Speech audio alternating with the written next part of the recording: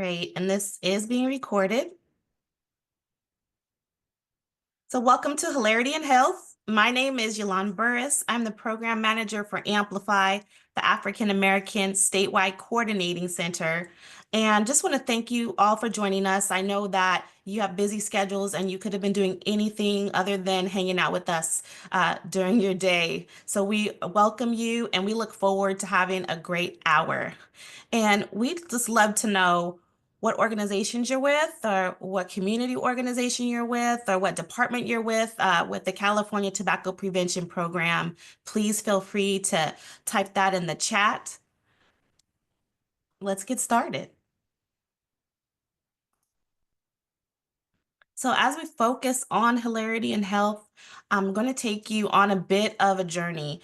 I'll introduce you to our guest panelists, Joel Boyd and Maya Estephanos, and they'll join us a little later in the hour. But we're also going to go ahead and discuss Black comedic history, collaborations with non-traditional partners, present the Amplified Black Hippie campaign, and go into our panel discussion with Joel and Maya.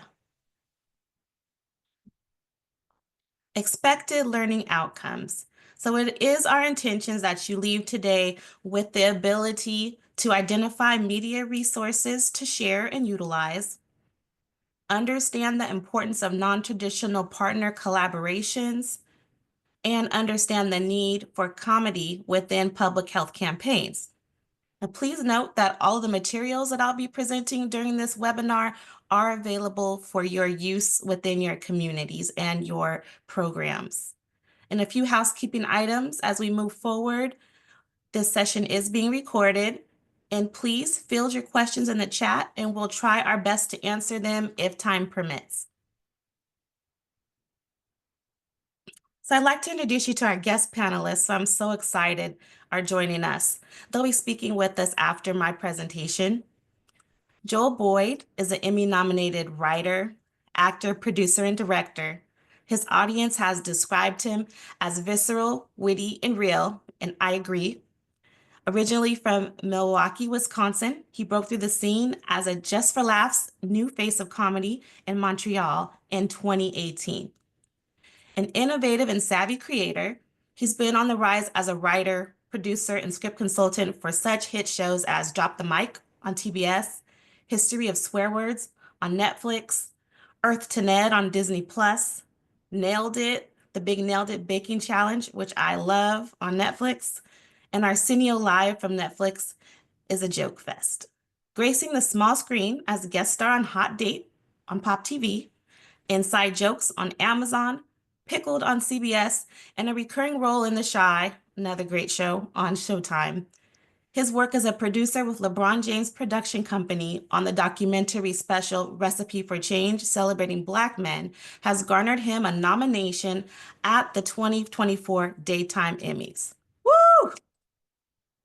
He currently resides in Atlanta, Georgia, where he can be seen through electrifying stand-up and improv performances or holding a caramel macchiato at a coffee shop.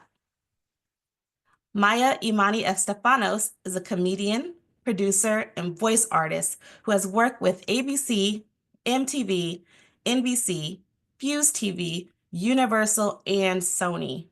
When she's not befriending hopefully rabies-free squirrels, she's developing impactful content for nonprofits across America and internationally with countries including Peru, Lebanon, China, and Mexico. With a sharp wit and a commitment to punching up instead of punching out, she brings humor, honesty, and just the right amount of creative chaos to every project. And I definitely concur.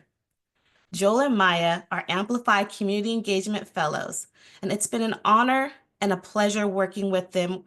There's such immense talent. So thank you for sharing your time with us today. So a bit about Amplify for those who are new to this type of webinar is that Amplify is the African American Statewide Coordinating Center, and we provide culturally relevant expert support and tailored assistance to tobacco control programs and non-traditional partners, as well as a greater community in California. We're working to engage the African American and African immigrant communities in our movement. We were established in 2018 through the California Tobacco Control Program and were funded through Proposition 56, the Cigarette Tax Initiative. We provide technical support to community-based organizations throughout the state, and we work within their communities to eliminate the burden of tobacco. We truly love Black smokers, and we don't want to vilify them for smoking. We want to see them live a life that's free from addiction and nicotine. So we understand that they've been targeted by this industry that not only profits, but leaves behind death and destruction. So we're here to usher in a new era of health and wellness. So before I introduce you to our current campaign that Amplify has crafted with Joel and Maya, it's important that you have a bit of understanding of the history of Black comedy. Due to time constraints, I will present just a mere overview for context. Now, understand that Black comedy is American comedy. So let's begin our comedic history with the minstrel era and the minstrel shows and their significance in the 19th and 20th century after Civil War. Now, the following may be hard to hear for some of you. During this time in history, the U.S. was a nation with racism found within the concept of human equality and democracy. Minstrel show was a unique type of American entertainment consisting of comic skits, variety acts, dancing, and singing, mostly played by white performers in blackface or otherwise Black performers um, in minstrel blackface. And also, they use elements of satire. They criticize and stereotype Black Americans as stupid, happy, watermelon eating, doing domestic jobs or serving types of jobs, carefree, having thick lips and big mouths, superstitious, lazy, irresponsible, violent, aggressive, and threatening. These were descriptions that were depicted in the minstrel era, not to mention the stereotypes of Uncle Tom, Sambo, Mammy, Mulatto, Wench, Pickaninny, and Buck were all popular cartoon depictions of Black Americans in the 19th century into the early to mid 20th century.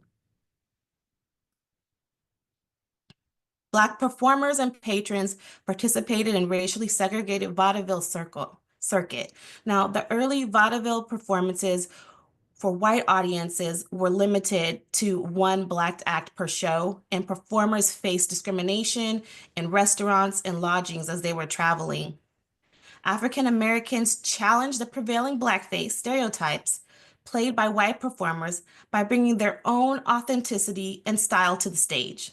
They composed their own music, comedy, and dance routines, and laid the groundwork for distinctly American cultural phenomena like blues, jazz, ragtime, and tap dance. Notable Black entertainers in vaudeville included comedians Burt Williams, which you'll see here pictured, and Moms Mabley above in the upper right. And in celebration of Women's History Month, it was with the work of Moms Mabley that the first African American female showed how to create comedic art from her personal experiences. She put a face on the Black female and combined humor with satire. Now, the Chitlin Circuit was a collection of performance venues found throughout Eastern, Southern, and Upper Midwest areas in the United States. And the Chitlin Circuit primarily was by, for, and about Black folks. They provided commercial and cultural acceptance for African American musicians, comedians, and other entertainers following the era of venues run by white-owned and operated theaters. The Chitlin Circuit sustained Black musicians and dancers during the era of racial segregation in the U.S. from the 1930s throughout the 1960s. Harlem Renaissance and television. So when the Harlem Renaissance began in 1934, it was with the reopening of the Apollo Theater. and which paved the way for new types of Black comedians like comics such as Nipsey Russell. They began to enter the mainstream. I loved watching Apollo late at night as a kid and seeing Sandman come out. So Sandman is actually real. It started back in the 30s. He was tap dancer come out after the people booed the comedians or the performer, and then he kind of tap dance out and he'd take his cane and he'd remove him on the side of the stage, and everyone loved it. And that's one of my favorite parts of watching Apollo Theater, if you guys can remember. I love that part. So in 1951, Amos and Andy Show, a Black casted show, debuted on CBS. It was canceled in 1953 due to complaints spearheaded by the NAACP. Go NAACP. Arguments of this time included the format of all sitcoms that were negative depictions and put downs. So African American women were also pigeonholed into limited parts offered to them. A particular show, the Beulah Show, which transitioned from radio to TV back then, featured star Hattie McDaniel in 1952 as a maid and also known as the Queen of the Kitchen. Political and social themes. So the abolishment of Jim Crow laws and the civil rights movement ushered in a new era of outspoken Black comedians. Dick Gregory was committed to political consciousness, and he not only talked the talk, but he also walked that walk. And while joking about segregation and police brutality, he was able to satire and simultaneously delineate the pressing issues that have been facing our nation. Michael Eric Dyson, an American academic and author, qualifies his contributions by saying Gregory brought a different sensibility, withering analysis, and an analytical acuity about the issue of race, which permitted white people to laugh at, but think about the issues of race in America. So Gregory's impact on the civil rights movement was not limited just to his comedic wit. After receiving a phone call from Martin Luther King Jr., he traveled with the King and Andrew Young to help fuel the civil rights movement. So in the 1970s, Black television shows reflected profound social transformations and amplified African American voices in pop culture, offering vibrant blends of comedy, drama, and poignant social commentary. These shows really fostered authentic representation. The best 70 shows, Black 70 shows, are highlighted everyday lives and struggles, triumphs of African American communities, and they rendered storytelling in memorable characters. They spanned from hilarious sitcoms to dramas, and it just carved a special niche in TV. And these are still shows that are played continuously on like Nick at Night and reruns and at BET. So you'll still find these shows and it's still in prevalence and they're still very much engaging. I'm looking at one of them now. Different Strokes used to be one of my favorite shows when I was a kid. Such a fun show. So Black TV shows, 80s and beyond. Black comedy is woven into the fabric of our lives at this point, and it's also been just indoctrinated into how we view many Black people, how we are viewed in comedy and viewed as a people. My pictures are a bit biased here. So these are some of my favorite Black TV shows. Who could forget The Cosby Show? Thursdays were my favorite week. It would be Cosby Show, Different World, and then I knew the next day was Friday. So hey, how could it get better? And who could forget Urkel turning into his alter ego Stephon? And that was comedic gold.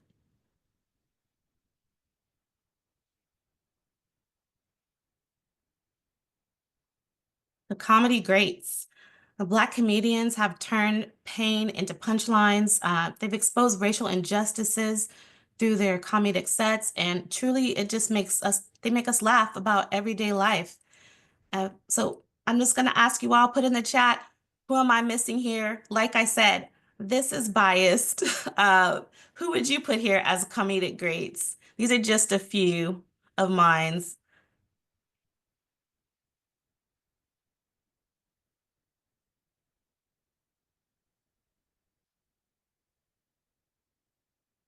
film, TV and movie industry, they got it a long time ago.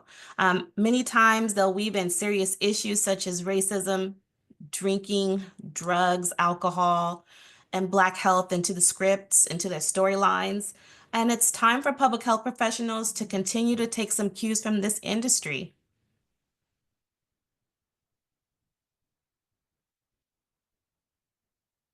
So, where can Black comedy go from here? It's important to understand that a new era cannot be ushered in without the prior era that has set precedents.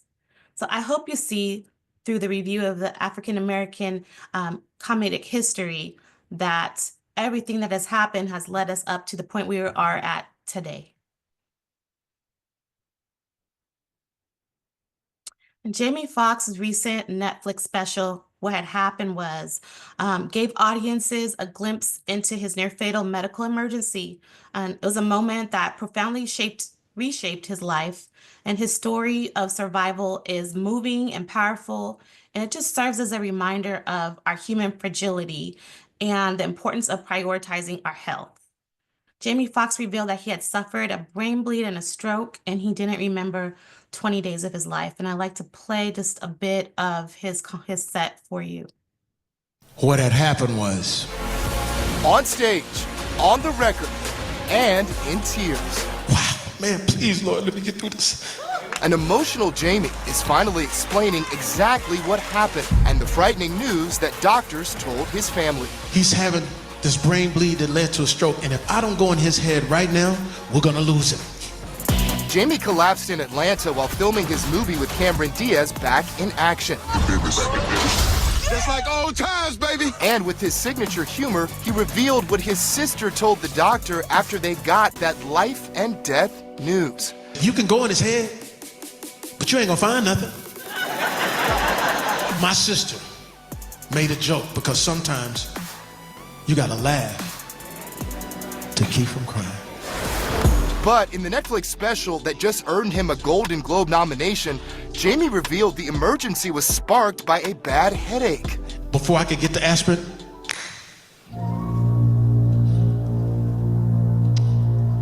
I went out. I don't remember 20 days. What I was told is that they take me in to operate on me, and my sister knelt down outside the operating room and prayed the whole time. They said at one point, the first 15 days, they thought they were gonna lose me because my vitals were out of control. That's when a miracle happened, and that miracle was working through my youngest daughter. She snuck into my hospital room with her guitar. And she says, I know what my daddy needs. Shine, baby. It was God in that guitar. That's all it is. That was Jamie Foxx sharing his story. And my goodness, comedians are such excellent storytellers. Um, Amplify sees stories like this as opportunities to educate and empower our communities and take back control of our health. So this is a video that we have been sharing out with our local community, and it's been effective. What had happened? So Jamie said sometimes you got to laugh to keep from crying. Comedians have always used the stage to tell their story for decades, as I've discussed prior. And oftentimes these stories and jokes and laughing are harsh truths. And Jamie Foxx has been known to smoke a cigar or two. Jamie Foxx's testimony is exactly what our mission is at Amplify. And life is precious, and we want to continue to spread these types of messages to help heal our community by any means and in any way that we could do this, including comedy.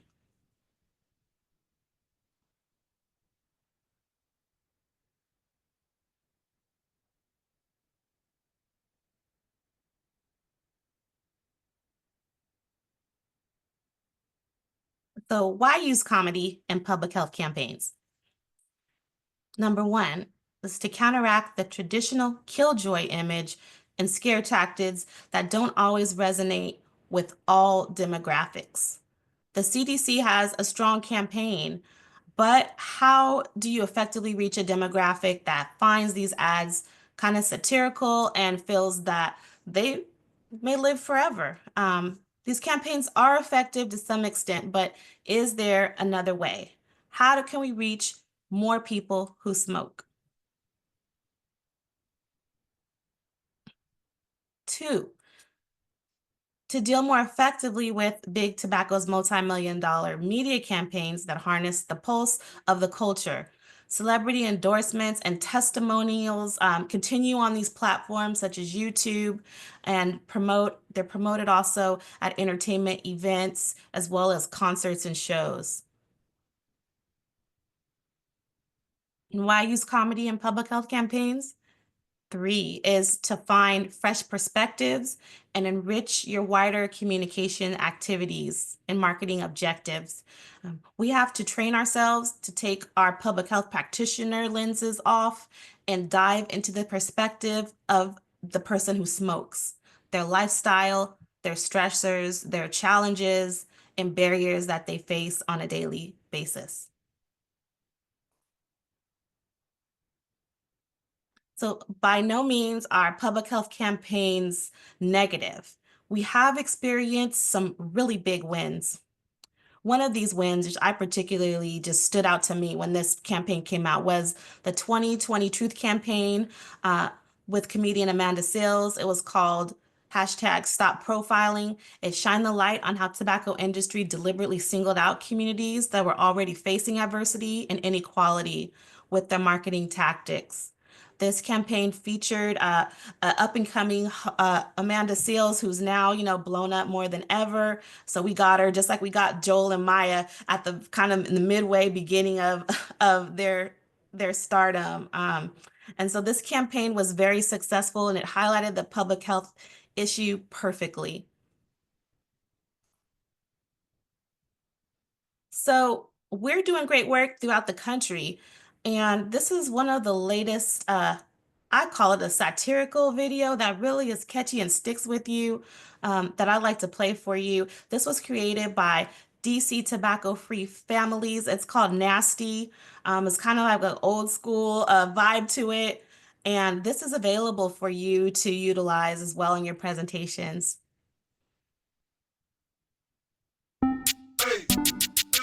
Yeah. Steve. Nasty. Go, go, go. Yeah, go, go, go. Yeah, go, go, go. Yeah, go, go. Let me hear you say ooh. Say nasty. Come on, somebody say ooh. Let me hear you say nasty. Everybody say ooh. Say nasty. Say ooh. Let me hear you say nasty. Well, I remember not too long ago, I was back in school, 16 years old. I was a young brother with a big rock head, but I was so smooth, nothing more can be said. That's when I met a young honey, the girl that was fine. Geometry class, she took a seat right next to mine. Every day, first hour, I look in those eyes. Next 20 minutes, I was mesmerized. Got up the nerve, I asked her out on the date. She said, sure, Stevie, how about Friday at 8? Took in a movie, then I took her home. Feeling kinda macho like I had it going on. I stood on the porch, I kissed her goodnight. Like kissing the ashtray was what it was like. She was a smoker, a cigarette smoker. She looked foolish when I screamed and I told her, ooh. That kiss was nasty. I told the girl, ooh, your mouth is nasty. I said, ooh, your breath is so nasty. I told the girl, ooh, cigarettes are nasty. Man, I was crushed. But life life goes on. Plenty fish in the sea, besides, I'm still young. 2 weeks later, I met a senior, intelligent and beautiful. She likes Stevie Jr. We started talking, I said, do you smoke? She said, no way, you don't eat that hoe. I said, I sure don't, baby, cigarettes are my enemy. She said, cool, cause I never did a chimney. After school, cruising with the guys. They fired up smoke, she started burning my eyes. I said, roll down the window, I can hardly breathe. That's when I saw that senior. Just said she liked me, stopped the car, let me out. I said to my crew, I ran over to the girl, told her, how do you do? She said, hi Stevie, I'm doing just fine. So we sat, we laughed, we talked for a time. I leaned back in my chair, tried to scoot a little closer. She walked away, I said, shorty, is it over? She said, your clothes, honey, smell like smoke. If I take another whiff, I'll probably choke. I smelled my shirt, my sweater, jacket, and my pants. Cigarette smoke even stunk up my hands, man. I don't smoke, I tried to say, I just heard these words. As she walked away, she said, ooh, and she called me nasty. The girl said, ooh, you smell nasty. She said, ooh, she called me nasty. And the girl said, ooh, she called me nasty. Hey, we putting Jordans on after school. Showtime, Southeast, 18th and Q. All my homies show me love from around the way. Cause my game is so amazing like the NBA. Hey, do the legs, bounce pass, no look. Crossover shorty, yeah, you just got shook. Score tie, about to make it do what it do. I told my boy, get me alley-oop, but he got stripped, yeah, he lost the ball. Then the upper team scored, yeah, we lost it all. Ran over to my boy, man, what happened to you? Looked like he was dying, even turning blue.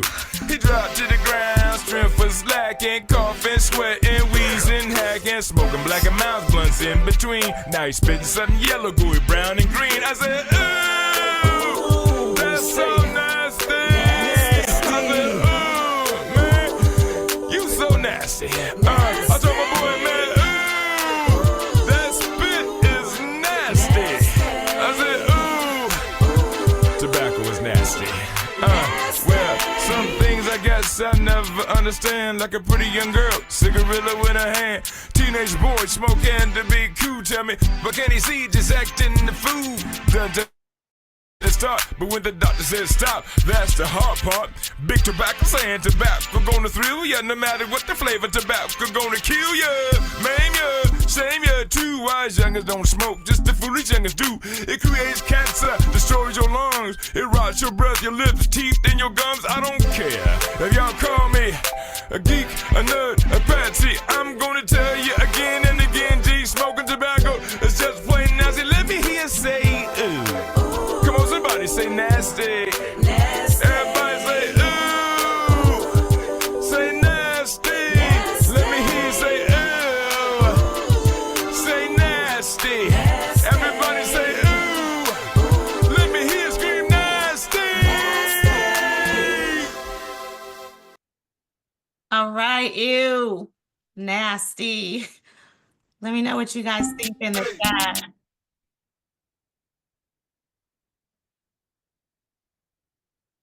So partnerships in public health.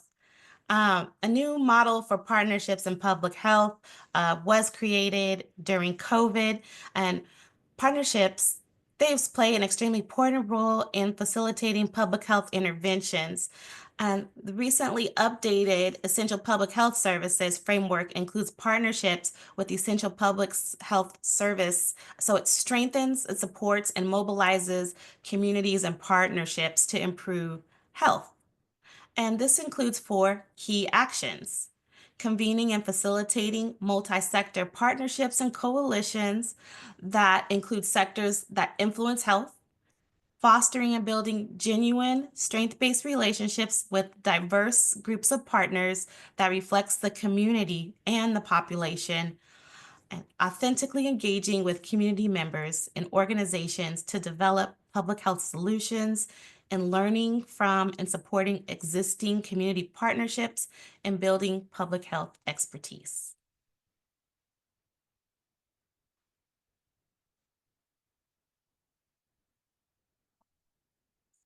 I'd like to talk a bit about our Amplify Community Engagement Awards. And we've been doing our Community Engagement Awards for over 6 years. We've worked with community-based organizations, faith leaders, and non-traditional partners, where we're averaging almost about 60 to 65 different groups at this point. We're so happy and proud of each and every one of them. And this specifically allows for collaboration with non-traditional partners and for us to be more effective in reaching our community and also empowering them to let us know what works in their community and how to engage. A couple of unique non-traditional partners that Amplify has worked with recently is Faithful Consulting Enterprises, a life insurance agency.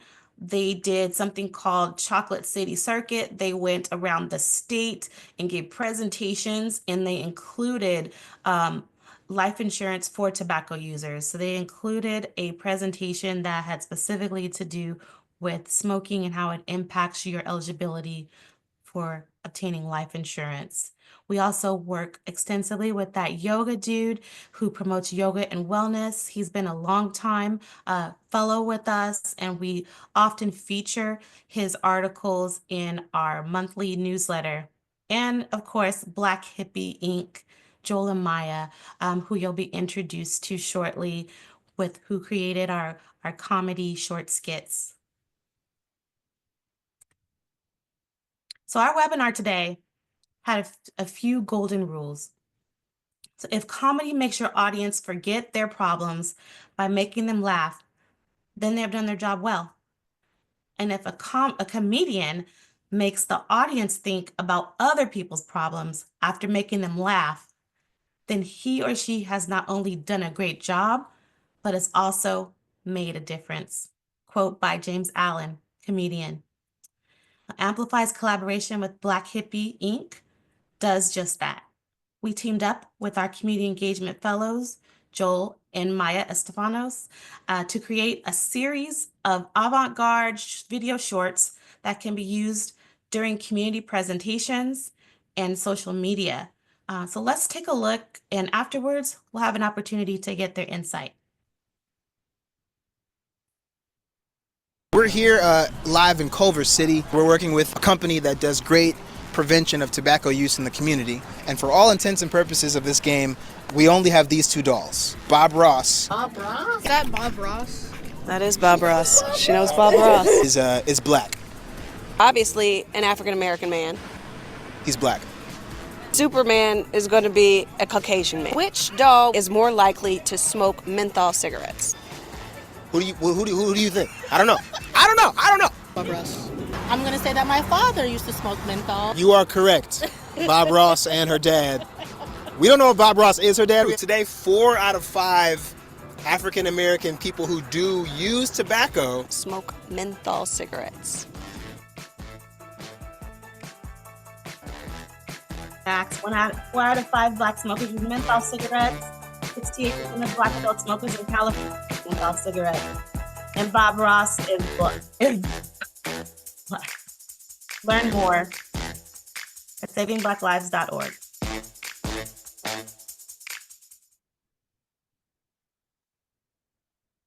We're here.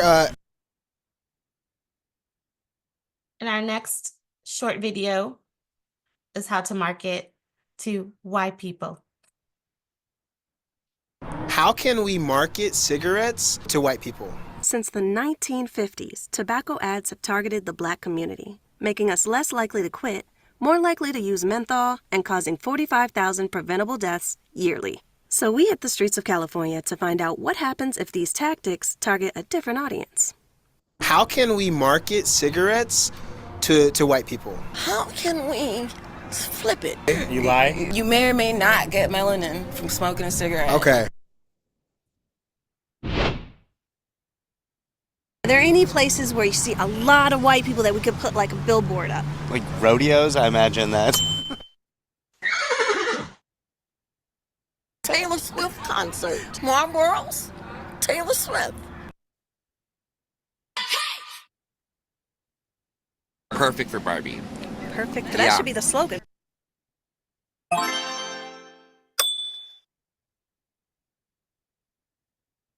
Tobacco have targeted black communities since the 1950s.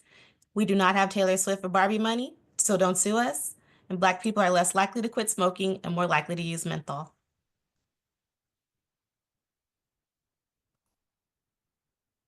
How can we mark?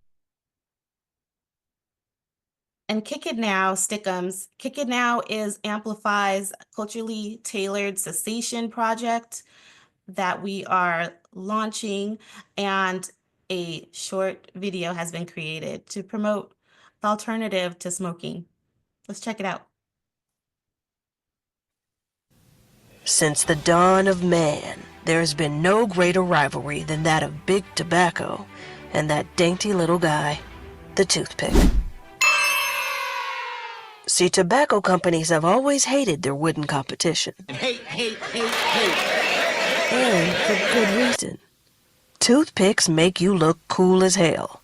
And making people look cool is how tobacco companies have marketed to Black people for decades. But now we're bringing it back. We're gonna bring back toothpicks. Look, give them a little mug. Just let them know what you.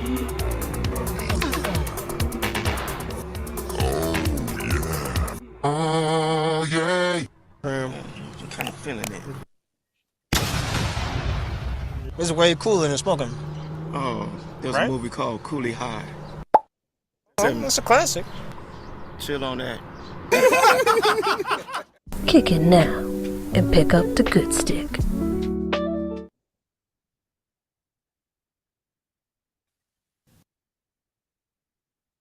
And I know we're data driven here and public health experts. So this is focus group results for Kick It Now Stickums.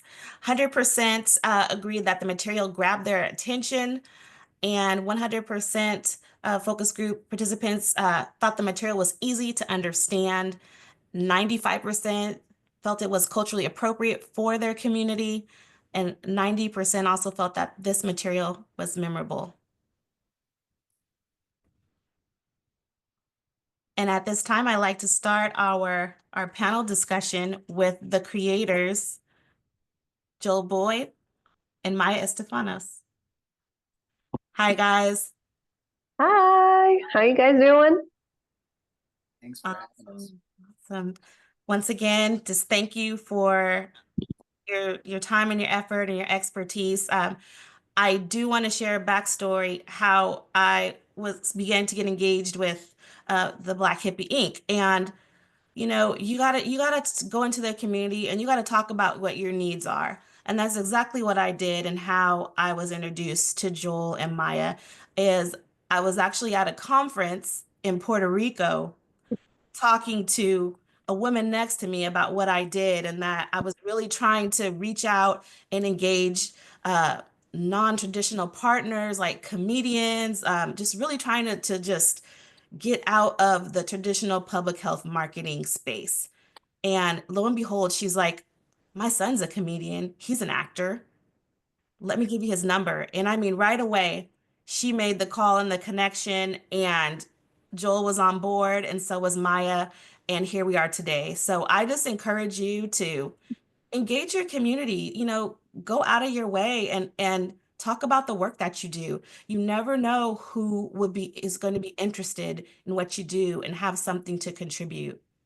So with that said, I'll have some questions for Joel and Maya. Can you share a bit of your backgrounds and how comedy has impacted your life?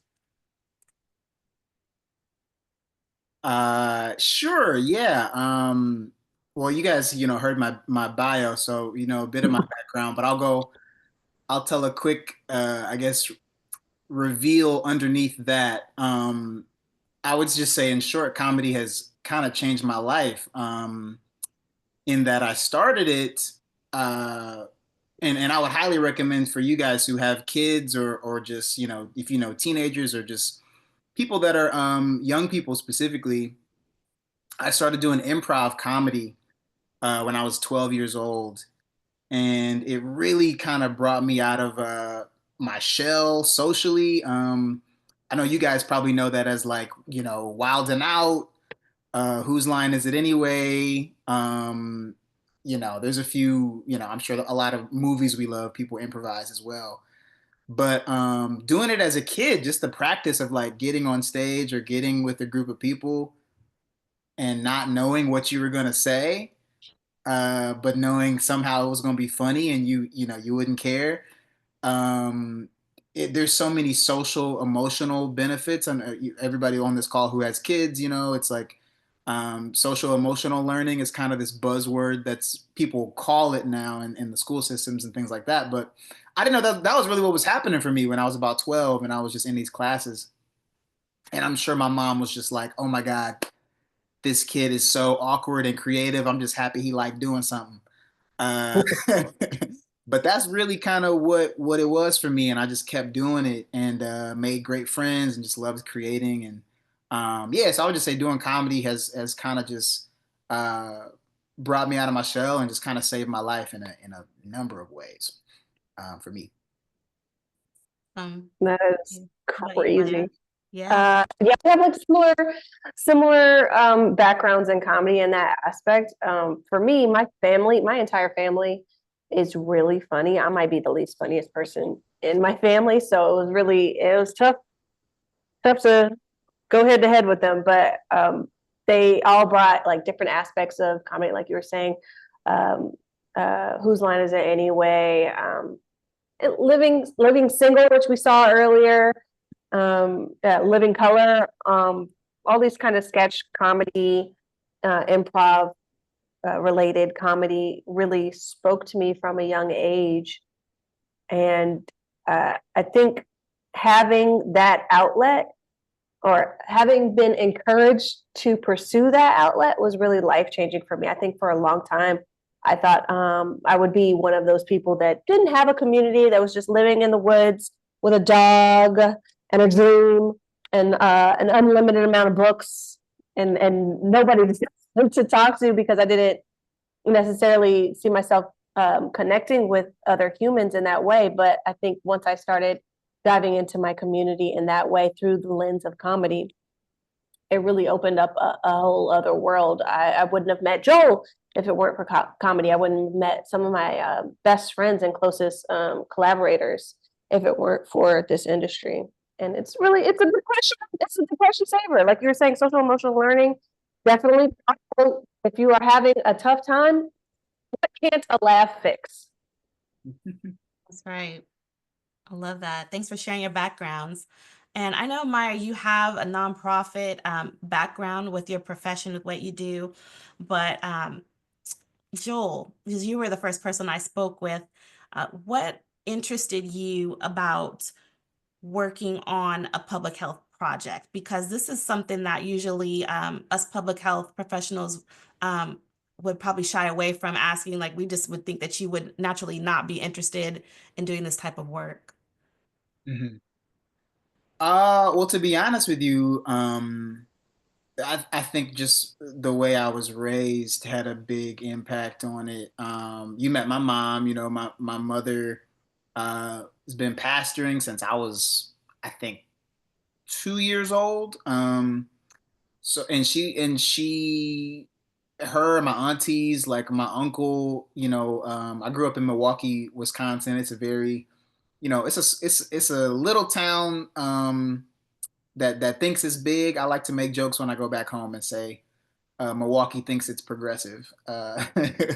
After I've been to Chicago for college and LA and all these other places, but Milwaukee's kind of old school in the way that it's small. So my family was able to kind of make an impact through church and just kind of like always having us involved in positive things as young people. Like there was not a summer where I wasn't doing something somewhere. Like my mom, my aunts, my uncles, like they all made sure like, yo, they gonna go to this camp and they gonna do arts and at the end of 4 weeks they gonna have a presentation and everybody gonna come see the show. And there was just always programming that we were always just kind of aware, I think, as kids that like there's something to do. There's always something to do. And I think just growing up and just kind of I'll say I went to college in Chicago when I was 17. I was kind of young.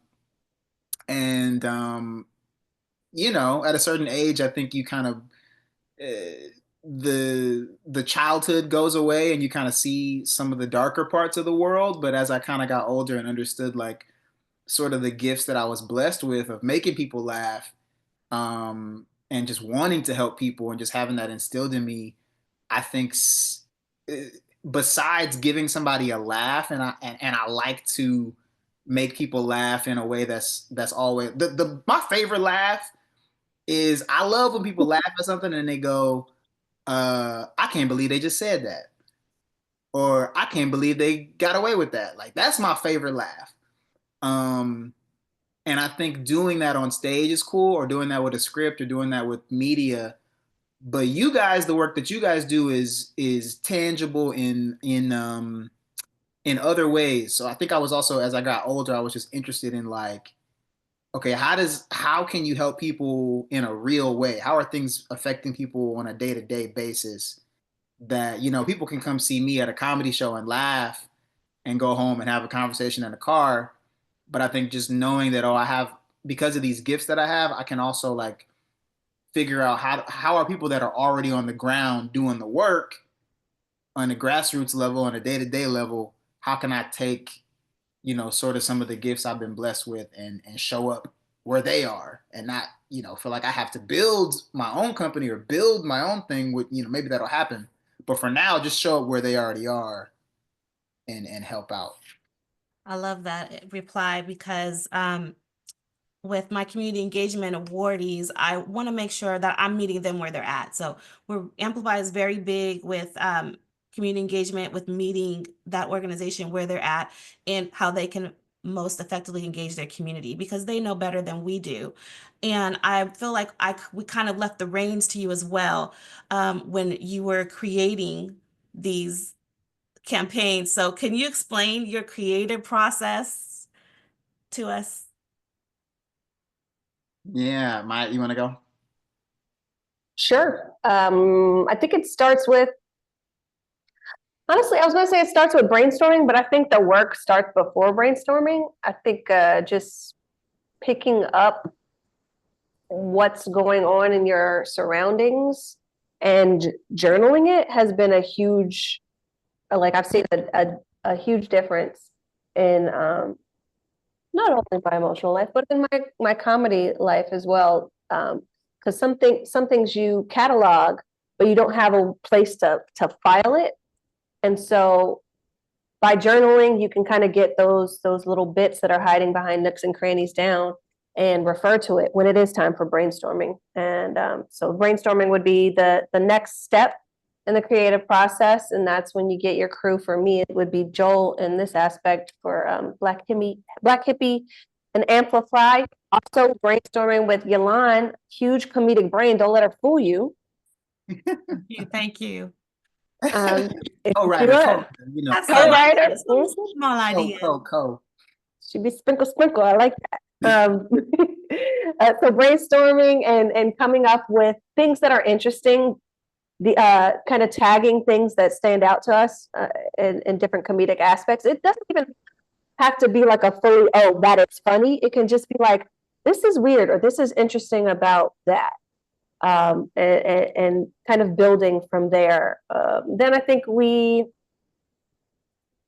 from there we'll start we can start the writing process. I typically start the writing process from there. We'll throw flesh a couple of detailed outlines out and see if any of those vibe. So for Amplify, we brought some of those ideas, we kind of listed them out and tried to figure out, do any of these vibe with you? Are any of these interesting just from us pitching the story? And from there, that's like collaboration. I would say that's part of that step. And from there, whatever stands out and that we're like, we can all agree on, we'll go to the next step, which is fully fleshing it out. Maybe testing it a little bit more with some other comedic minds, but fully fleshing out the idea and shooting the thing. Even after we shoot the thing or we create the thing, there's still more and more testing. It's always kind of a living, breathing thing, art. So we can always come back to it, adjust it, increase the value in it in some kind of way. There may be people in here that are like, I have notes. I have notes about stickums. We might take them. Yeah, and I just want to just add to that this was a process. This took us well over a year to complete with edits and with additions. So it's definitely a creative process that you would be embarking on. It's been wonderful, and that sort of leads me to my next question, my next answer. What advice that you could give for us? So, as what advice would you give to public health practitioners that are on this webinar that are wanting to use comedy as a marketing strategy? I think the simple practical advice, I think, as we kind of look on the partnership we've had with Amplify is, it, or even just in general, to kind of create, uh, simplify the message, clarify and simplify the message. I think that's even just seeing and the numbers that you did in your surveys, Yolan, like that was new to us. I don't know if we'd seen those numbers before this call, but just seeing how effective that was, and I think even for us as artists, me personally, like a lot of the way that I think and the way that I write is very thesis based, and I'm always kind of like, okay, well, what are you trying to say? And whenever I'm writing a joke or working with somebody else on a project, that's kind of where I go back to. And so I think even if you could create a one sheet or a paragraph or whatever, I'm sure you guys have sort of your own lingo for these kind of things. Um, but just giving whoever you're working with kind of a rundown of what are those key messages, and then from there we can kind of clarify that and simplify it so where we can kind of get whoever the viewer is or the audience or the community to get that feeling without it's like we can find the sugar somehow by you giving us the medicine. But I think just looking at your surveys and things, it's and the way that we ended up interacting with people on the street with those videos is we really simplified, like, okay, this is what we want people to know, and what's a fun way we can get in there, what's a fun entry point that we can kind of flip on its head the expectation of what you think when you talk about public health or tobacco prevention. But I think, yeah, just stepping to whoever you want to work with kind of like, we want the people to kind of walk away with this messaging, simplifying it, clarifying it, and then just kind of letting the artist um, take it from there. I will add one thing that just happens when you work uh, with partners is also, what are the boundaries? What are the lines? Comedians hate lines. We like to cross them. Yes. We will cross them. That's our job most of the time. But yeah, if there's a thing where you're like, oh, we can't say this because we have sponsorship with this grant. Yeah. Or a grant that we have to use this specific language and not that language, girl. Yes. I think that comes up a lot, especially knowing what you guys deal with a little bit just from my background. I think we as comedians don't have that level of knowledge. You spent 6 weeks poring over, grant language and trying to be very detailed and precise. Or maybe you've had the grant for, it's a multi-year grant, or maybe you've reapplied and you've gotten it every year, but this year, for whatever reason, it's different. Whoever you're bringing on, whether it's comedians or incredible songwriters, like Mr. Fitzka, I think his name was, incredible. People like that, people like us, we need to know what those changes are. So we step close, but not over that line. So we have about 5 minutes, and I want to get this question in. How can we as public health professionals continue to expand our reach to non-traditional partners like yourselves? How can we get more of you guys to help us with this work? Joel, you have 2.5 minutes. I'm going to put the timer on. Go ahead. Yeah, we interpreted this question different ways. I think, to me personally, I think your story of how you met my mom is a prime example. So for instance, I'm new to Atlanta. Been living here less than a year. Moved from California, and getting out the house is the best. I mean, there's no substitute for being a face. There's no substitute for, I could have somebody tell me, oh, so and so wants to work with you. But I know even me as a comedian that's new to Atlanta, I got to be out. I got to meet people. I got to learn what the scene is like. And I think there's no substitute for that. So I would say, like, in person things where you just meet random people and like Elon said, like just talking about what you do and if it comes up, and it makes sense. Um, yeah, like coffee shops, go and indulge all your hobbies. You know what I mean? Like going to weird a play or an art show or um, a ballet, a poetry slam, like and just being willing to like say something first and say hi to somebody. Um, and yeah, I guess that's my sure way of saying get out the house. I 100% agree. And that carries on over to the way that I interpreted this question. I thought of it more like thought partners. How are you engaging in thought partners that are the most important? The most important thing that you can do is, like Joel said, is get out the house, get away from the people, not get away, but like create some space between the people that you see and speak with every day in this work, because you guys have a lot of the same, you share a language. You already share this language, and you're looking for people that maybe don't share that language, and you're looking to share your language with them, and for them to share their language with you. Because if you engage some people like you have, Yolan, like yoga masters or people that are in faith-based organizations, they have completely different languages that speak to their audiences. And you, as health professionals, as people that are trying to get your messaging out, you're trying to engage their audiences that listen to how you speak your English. They may only speak the God's English. So I think finding ways to connect in that way and share your messaging with them, really, really getting clear about who they are as people and how their community works, it is sure to empower both of you in the direction that you want to go, essentially, which is you want to change. Everybody that you're partnering with, they have the same vision. They want to change for the better of this world, their community, and maybe they're on a smaller scale themselves. So I think, like Joel said, get them out of your house, meeting new people for sure, but then really having clear communication with them around how to partnership or how to build that partnership.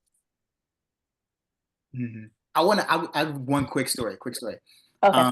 This is a true story. I just think this is random and take it or leave it. But a church group, these two women, like, about our age, young Black women, middle-aged women, came up to me in a grocery store.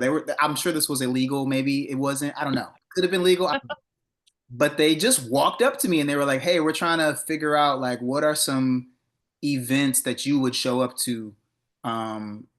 We're trying to have people engage with our church, with the Christian community here in Atlanta. What's some programming you would show up to?" I'm looking at pasta, you know what I mean? Like, and but them doing that and being willing to do that, they got a free survey. I was real with them. I didn't have a reason to lie to them. I don't know them. I told them exactly what I would be willing to come to. And I kept it $1.50 because I grew up in church, so I got some things to say. But but at the same time, I was like, they could take that for free, and I think just them in whatever way that that they thought of doing that, I was just like, that's it's genius. Yes, I love that story.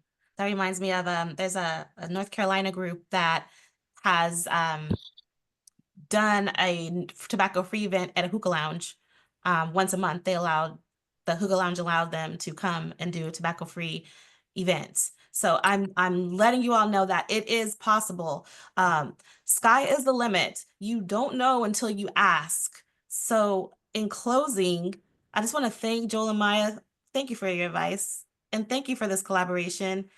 It is going to spread far and wide, and it will be utilized in webinars and community events. So please know that the work you do is very powerful, and don't be afraid to tell your story.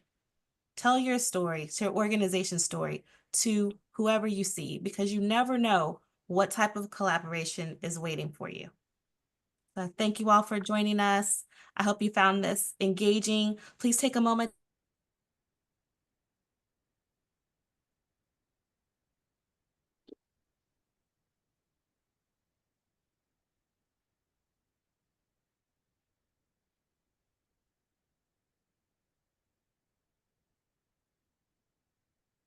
Did she freeze?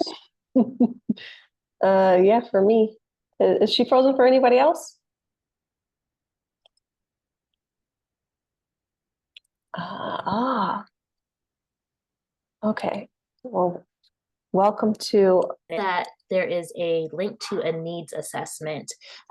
If you are funded by CTPP or not, please complete this needs assessment if you'd like to receive any technical assistance from Amplify. And I work with Finishing the Fight, which is the policy side of this organization. So if there's anything that we can help you out with policy-wise, we'd be happy to help. I do see one question. I'm not sure if this question was answered. I came into the meeting later. How did that yoga dude relate his passion to tobacco prevention in the CEA? Great question. So that yoga dude hosts a annual event for Black men in the Riverside County area. And he hosted that event and educated them on tobacco prevention. So that was his activity that he did initially. And that was about 4 years ago. And since then, he's been incorporating tobacco prevention into his webinars, into some of his yoga sessions, and also been sharing wellness tips and updates with us as well. So thanks for that question.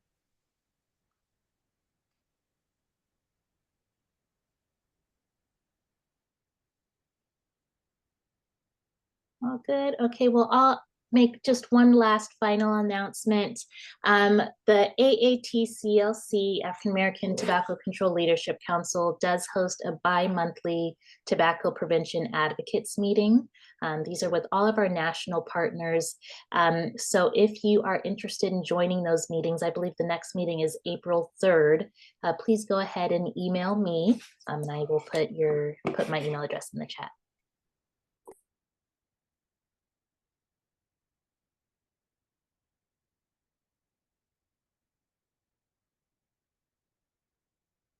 I love that we still have folks on. Okay, I have some more information to share with you. I'm going to keep going. This is exciting.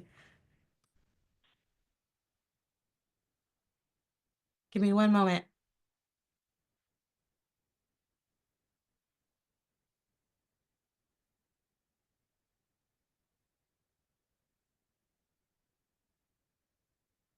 All right, webinars and trainings. Upcoming trainings. Grind and Leave Tobacco Behind is a training that's happening on April 23rd. We are going to show you how to throw a community event that has to do with fitness and wellness, a takeover, we like to call it. So this will be a special speaker that's going to present this to you from the American Heart Association in Atlanta. And I&E Day fact sheet review, how to effectively incorporate the African American fact sheet in your legislative visits. This will also be happening in April, and the date is to be determined, so look out for that. And our No Menthol Sunday kickoff is happening on May 1st. So we have a lot of great things ahead for you, and stay tuned.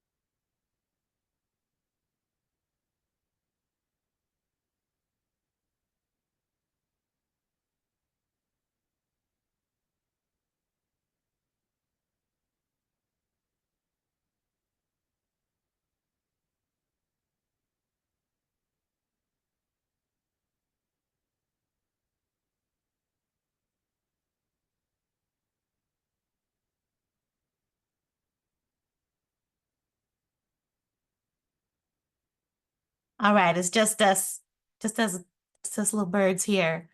Thank you, Joel and Maya. You guys were awesome. Yeah, Thank that was you. great. That was really, really good.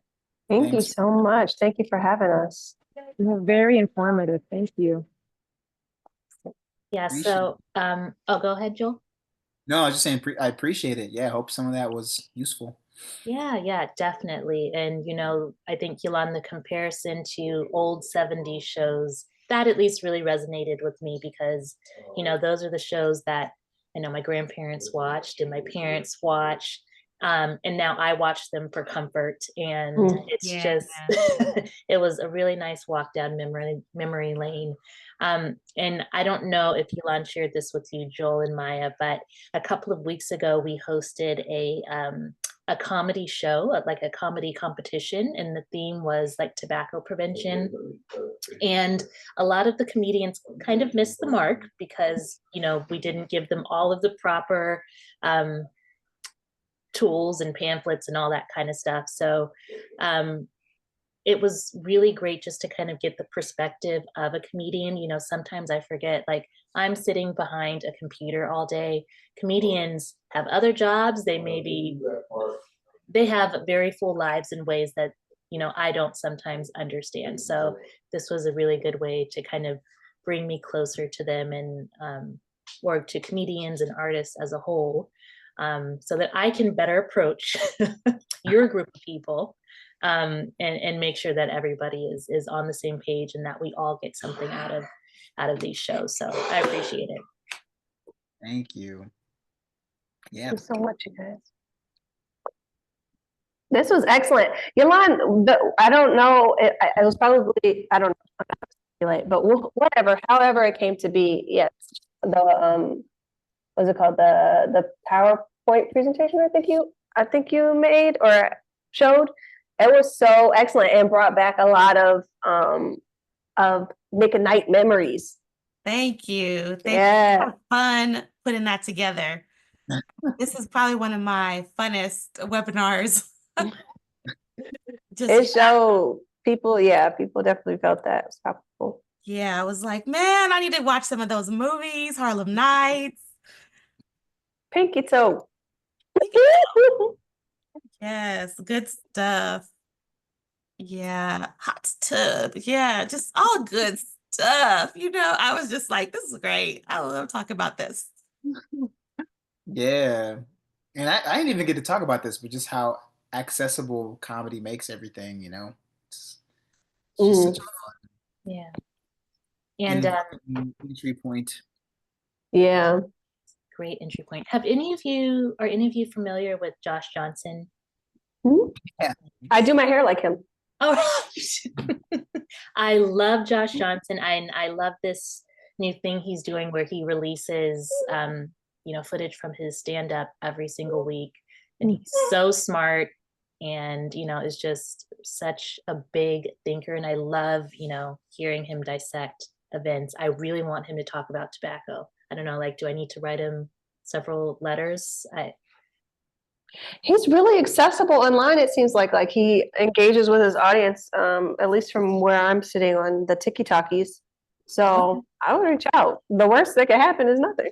So that's true. I actually. Do you know somebody, Joel? I have his number. I did comedy with him in Chicago. Oh, really? When I was there. Mm-hmm. So yeah, I could reach out. I mean, I'm sure it might take a while because he's a busy guy. But yeah, just let me know. Yolanda has my info. I think I have I don't know if I saved your number from the chat. Let me. I can put it in. Yeah, if you need it. Yeah, that would be great. I would love, even if he's so busy. I don't know what I really want to ask him to do. Yeah, he's he's touring and stuff. But I however you would imagine him being able to show up and do something that he might be able to do.